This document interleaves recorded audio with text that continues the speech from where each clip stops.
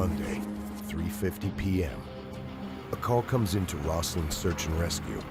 There's been an avalanche involving 4 skiers in the remote backcountry. The team hooks up their mobile command center and heads towards Nancy Green Junction, a central point for other SAR members converging on the area, including South Columbia, Castlegar, and 2 members from Nelson Search and Rescue. Dave Braithwaite, an avalanche technician, finishing carpenter, and longtime Roslyn SAR member, was one of the search managers on the call. Radio check, radio check. In this avalanche, there'd been a fatality and other people involved. So our response was to be fairly major. It was a big area and a long way out. So we've got a number of snowmobilers and a number of skiers prepared to go and access the area. The avalanche has occurred in the Mount Mackey area, an outdoor adventurer's playground in the West Kootenay region, just north of the U.S. border. Backcountry skiers often use snowmobiles to find fresh powder on their own terms. But the danger of avalanches lies just beneath the snow on the steep mountain slopes. When it struck, one skier was buried and carried down to the base of a glade of trees. Big Red Cats Limited, a well-known local cat ski company that provides guided backcountry ski trips and was not involved in the incident, receives a call from one of the surviving skiers. They said that one of the group had been caught in an avalanche and they thought he was dead, but only one of them had seen them.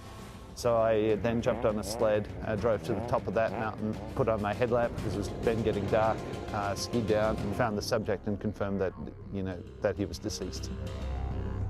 At this time, it's too dangerous to go in. There's a large overhanging avalanche risk. We'll have to wait till the morning and then assess it. Night falls. Inside the mobile command center, the teams are evaluating the best strategy to recover the deceased skier. Knowing that the other skiers involved in the incident are safe and out of the area, one of the first priorities is to block public access to the avalanche location. Lots of people, for some reason, would find their way to get pictures or find out what's going on. They would access some road. I can get in from here, and off they would go. And there could be more danger there with more avalanches, and also the fact that we just don't want anyone to go in there. The RCMP would like to be the first people on the scene. As teams settle in for the night in their trucks, blocking off roads leading into the avalanche area, another rescue call comes in. We have also now been informed of another missing snowmobiler in the mountain, Murphy Creek area, and we are sending some crews on the road on snowmobiles to search for this person. That's our second time. People going out to search that. We found a vehicle, the RCMP checked the plates on it, confirmed this was the right one, so we had a starting point from where this fellow left from. Chris Armstrong of Nelson Search and Rescue makes his way to the second search location. Quite a large team of sliders have come out to this one area called Murphy Creek outside of Roslyn to set up for the second search. But it's over before it starts. There's been a stand down here for the second search. The subject had reported in safe at home. Back at the SAR base, preparations for tomorrow's recovery are well underway when yet another rescue call comes in. A lone vehicle belonging to 3 skiers is spotted on the side of the road near Red Mountain Ski Resort. They're overdue, and with one avalanche fatality occurring already today, Roslyn SAR aren't taking any chances. So we're just making arrangements now to check the vehicle and check the area where these individuals were last seen, and pretty much start up a third search. So very busy night in Roslyn. It's a big area, but Dave Braithwaite knows it well. That's as far as it would be. There's nothing past that for someone hiking in. That's the farthest likely point someone would hike up into the basin. Yeah. Why don't you come with me to answer it? RCMP Corporal Gord Sims and Dave Braithwaite are on the road to check out the lone vehicle when some good news comes in. Just heard back from our complainant on our overdue skiers. The skiers are all safe and sound. Just got back to their vehicle and will be heading down the mountain now. Copy, great, thanks.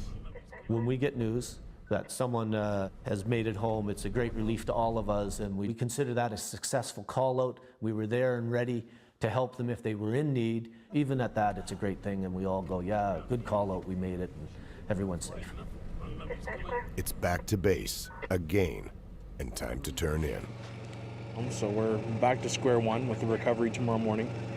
It looks like we're going to shut down for the evening, so we'll be back in the morning.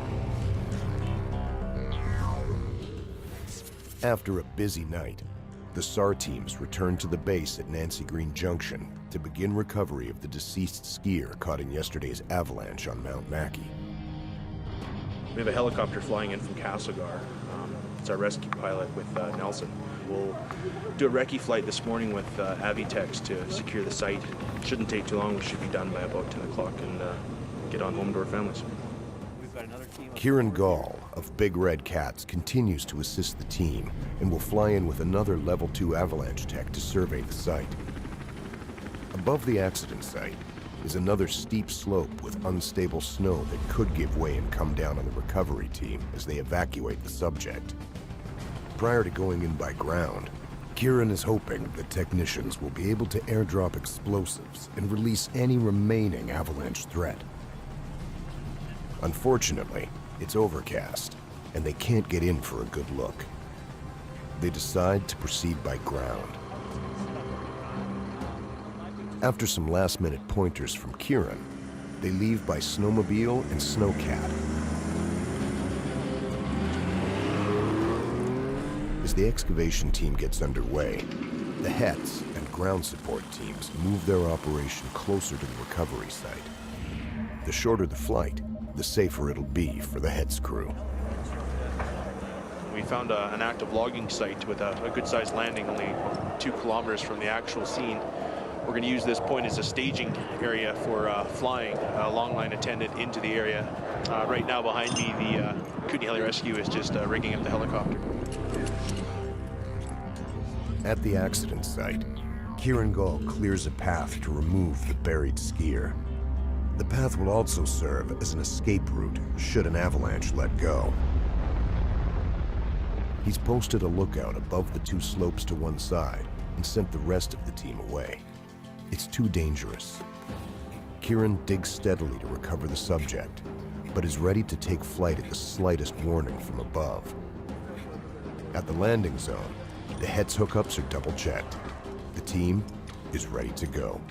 We have a portable stretcher inside of our evacuation device, which is called an ARP. We're going to long line over this ridge right there, loop around, come back. We have a subject at the base of a slide, and we're going to bring him back to this site, reload him back into the machine, and take him down to our SAR base down by the highway.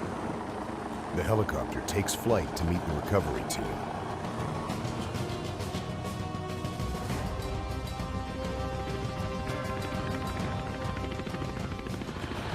We're getting pretty cold. It's been a long day. It's taken quite some time to package the subject, and it's quite a steep terrain, a bit unruly. So we're just waiting right now for the long line team. They've managed to get everything safely done. It's packaged, and they're inbound right now. The helicopter returns. The HETS unit is lowered to the ground. They will transfer the subject into the aircraft for the journey to the coroner and onward to his awaiting family. Search and rescue prefer a happy outcome. Maybe a close call. Another chance. Sadly, that's not always the case. We had a real busy 24 hours. We had over 50 people out in that time, some overnight.